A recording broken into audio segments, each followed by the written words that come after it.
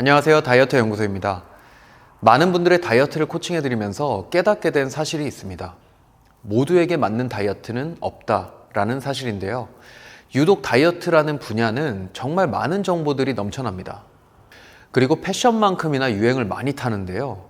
극단적이고 자극적인 방법일수록 급속도로 유행을 타고 사라지는 것을 보셨을 겁니다. 대표적으로요, 원푸드 다이어트가 있죠. 사과 다이어트, 자몽 다이어트, 레몬 다이어트. 유행에 따라서 이름만 바뀌었을 뿐 결국 다 같은 다이어트 방법입니다. 여러분들이 누군가 나 이걸로 성공했어 라고 하는 다이어트를 무작정 따라해 봤다면 그 결과는 어땠나요? 결국 실패로 끝났거나 무서운 요요의 덫이 기다리고 있었을 거예요. 그래서 중요한 건 지금 내 몸 상태에 맞는 다이어트 방법을 찾는 것이 필요한 것이죠. 따라서 이번 영상은 체중별 다이어트 전략 두 번째, 과체중인 분들은 어떻게 다이어트를 해야 되는가에 대한 이야기를 해보려고 합니다. 여러분들이 일상에서 바로 적용할 수 있도록 당장 끊어야 할 것 3가지를 말씀드릴 거고요. 어떤 유행성 다이어트법에도 흔들리지 않을 수 있는 지식을 전달해 드리겠습니다. 자, 그럼 과체중이 표준 체중으로 가기 위해서 반드시 끊어야 할 3가지를 알아보겠습니다. 첫 번째는 액상과당입니다. 우리가 먹는 탄산음료나 시중에 파는 과일 주스 같은 것들에 많이 들어있는데요. 우리가 음식을 먹으면 입에서부터 분해가 시작됩니다. 그렇게 위와 소장을 거치면서 더 잘게 분해되고 에너지로 사용될 준비를 마치게 되죠. 그런데 혈당과 인슐린에 문제가 일어나지 않게 하려면 이 소화 흡수 과정이 천천히 진행되면 될수록 좋습니다. 하지만 액상과당은 그 제품 자체로 이미 분해가 다 끝난 상태예요. 그러니까 입이나 위, 소장이 일할 필요가 없는 거죠. 바로 당분이 혈액 속으로 들어가게 됩니다. 이렇게 되면 혈액 안으로 순식간에 많은 양의 당들이 들어가게 되는데요. 그럼 이 혈당을 얼른 낮춰줘야 되잖아요.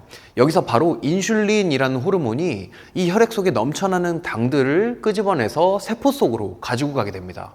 그런데 이렇게 급격하게 혈당이 올라가게 되면 이를 더 빨리 낮춰주기 위해서 이전보다 더 많은 양의 인슐린이 분비되게 되는데요.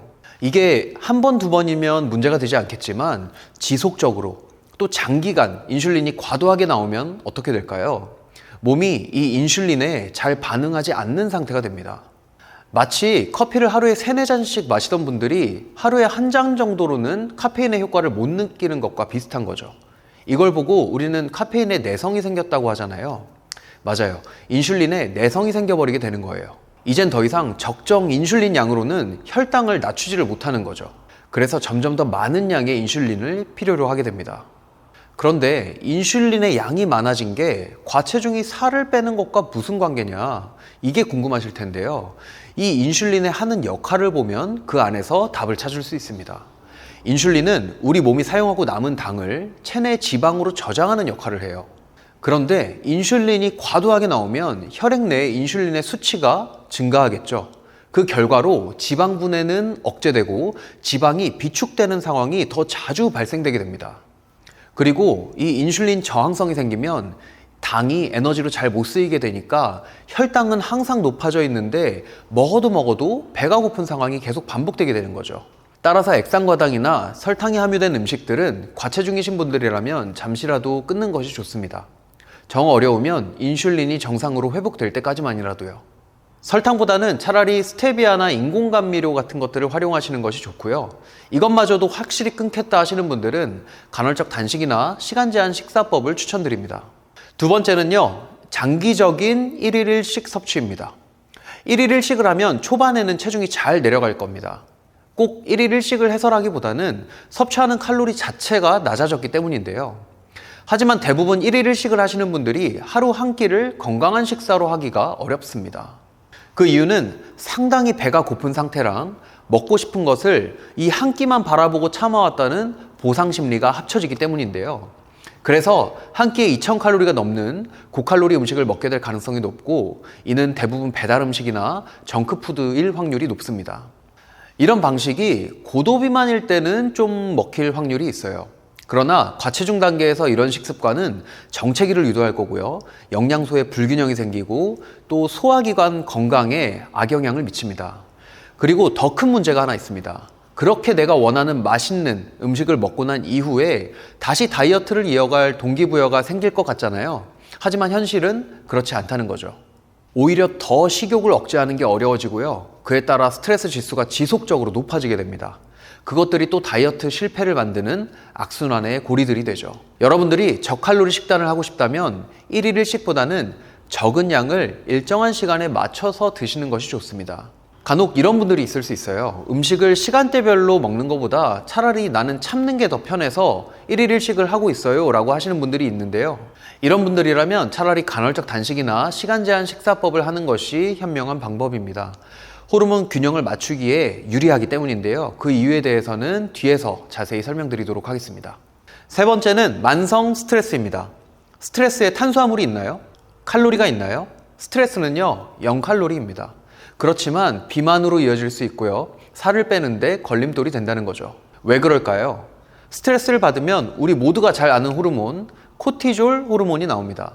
코티졸은요, 우리 몸이 위협을 인지했을 때 나오는 호르몬인데요. 일종의 생존 본능으로부터 비롯된 자연스러운 현상입니다. 우리 몸은 위협적인 상황으로부터 빠르게 도망가기 위해서 갑작스러운 에너지가 필요하죠. 이때 코티졸이 저장된 당을 빠르게 에너지로 사용할 수 있게 해주는데요. 이 에너지들은 모두 스트레스에서 벗어나는 일에 집중적으로 사용되게 됩니다. 이때는 우리가 막 도망쳐야 되고 스트레스로부터 싸워야 되기 때문에 성장이나 소화나 기타 장기적인 대사 활동들은 일시적으로 중단되게 됩니다. 그리고 단백질까지 당으로 분해시키기 때문에 그래서 코티졸이 나오면 근손실이 일어난다라고 알고 계셨을 거예요. 그런데 이 코티졸이 왜 우리를 살찌게 만들까요? 일시적으로, 그러니까 단기적으로 스트레스를 받아서 나오는 코티졸은요, 전혀 문제가 되지 않습니다. 하지만 장기적인 스트레스 상황에 놓이게 되면 이야기가 달라집니다. 바로 만성 스트레스인 경우인 거죠.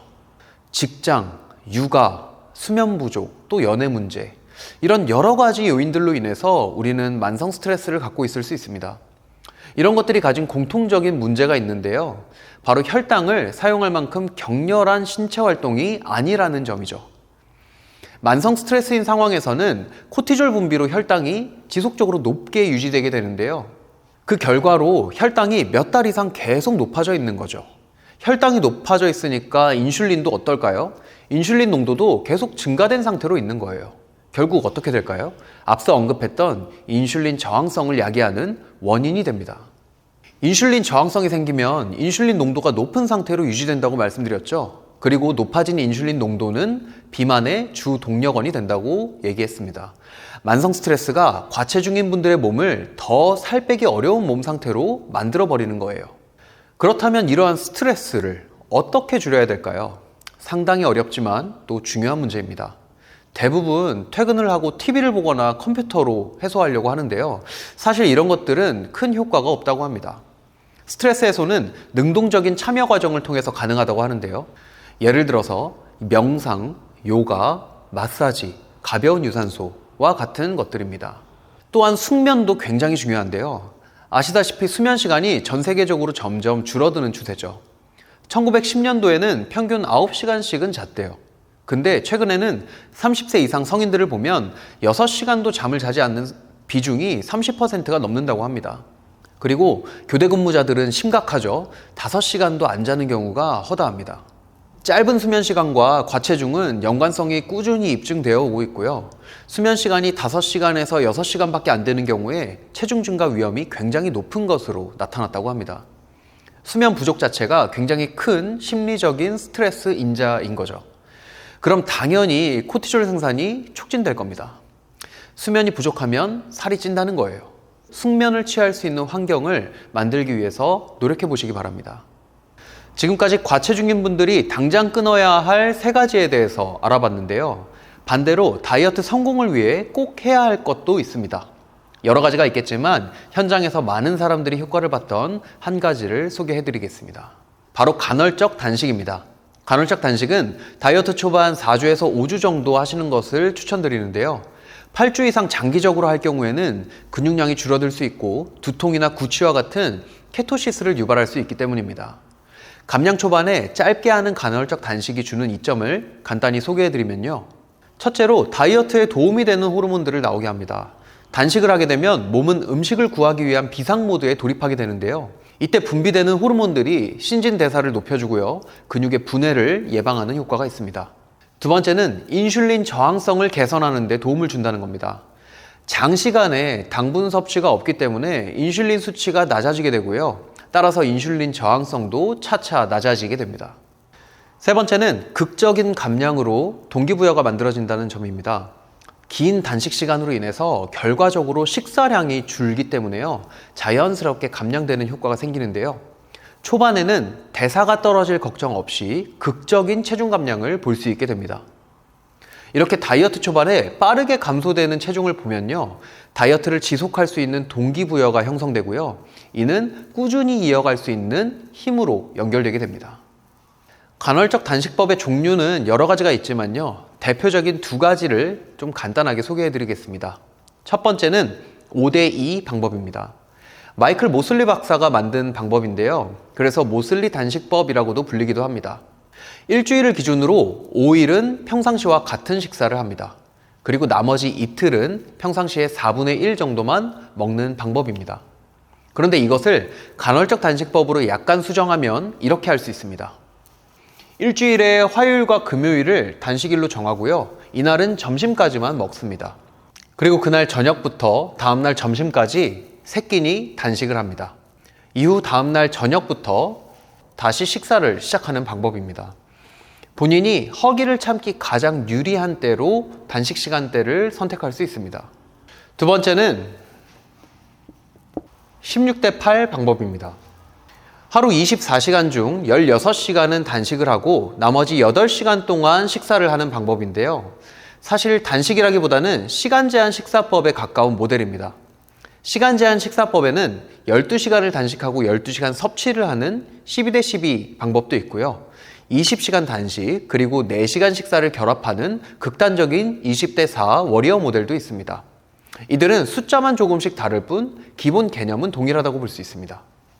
이 16대8 방법은 일반적으로 아침이나 저녁 중 한 끼를 단식하는 겁니다. 만약 여러분들이 아침을 거른다면 저녁 8시부터 다음날 낮 12시까지 16시간 공복을 유지하면 되고요.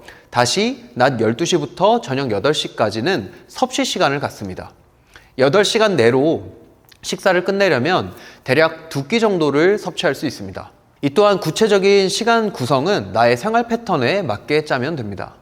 그리고 여러분들이 다이어트를 하다 보면 결혼식에 가야 할 때도 있을 거고 회식을 가야 할 때도 있을 거예요. 그런 자리에 가면 일시적으로 과식을 하거나 폭식을 할 때가 생길 수 있습니다. 이렇게 한 번 폭식을 할 경우에 다이어트를 망친 걸까요? 그렇지 않습니다. 이런 한 번의 폭식은 체지방 관리의 큰 틀에서는 사실 별 문제가 되지 않습니다. 피치 못하게 폭식을 했다면 그냥 잊어버리시고 다음 끼니부터는 이전의 감량 식단으로 돌아가시면 됩니다. 몸의 일시적인 열량의 증가는 바로 체지방으로 변환되지 않습니다. 그러니까 여러분들이 하지 말아야 될 행동은 어쩌다 한 폭식으로 인해서 급격하게 증가한 체중을 보고 자포자기해서 또 다른 폭식으로 이어지거나 폭식한 음식을 좀 빼겠다고 과도하게 운동을 해서 또다시 폭식을 유도하게 되는 경우입니다. 여러분들이 폭식 후 체중이 급격하게 증가한 이유는 체지방이 늘어서가 아닙니다. 음식물 그 자체의 무게거나 근육과 간에 저장되는 글리코겐의 무게, 나트륨과 인슐린의 증가로 인한 수분 무게입니다. 폭식 후에 너무 걱정에 사로잡혀 있는 것은 스트레스 호르몬인 코티졸의 분비만 야기하니까요. 차라리 일시적으로 증가된 대사를 활용해서 저강도로 유산소를 하거나요. 다른 방법으로는 증가된 수분을 좀 배출해내기 위해서 커피나 식초를 마시는 방법도 있습니다. 또 사우나를 가서 땀을 한번 쭉 빼는 것도 갑자기 증가된 체중을 원래대로 줄일 수 있는 좋은 방법입니다. 여기까지 과체중에 속한 분들을 위한 다이어트 방법에 대해서 이야기해봤습니다. 핵심 내용은요, 과체중일 때 반드시 끊어야 하는 것들이었습니다. 첫 번째는 액상과당이었고요. 두 번째는 장기간으로 하는 1일 1식, 세 번째는 만성 스트레스였습니다.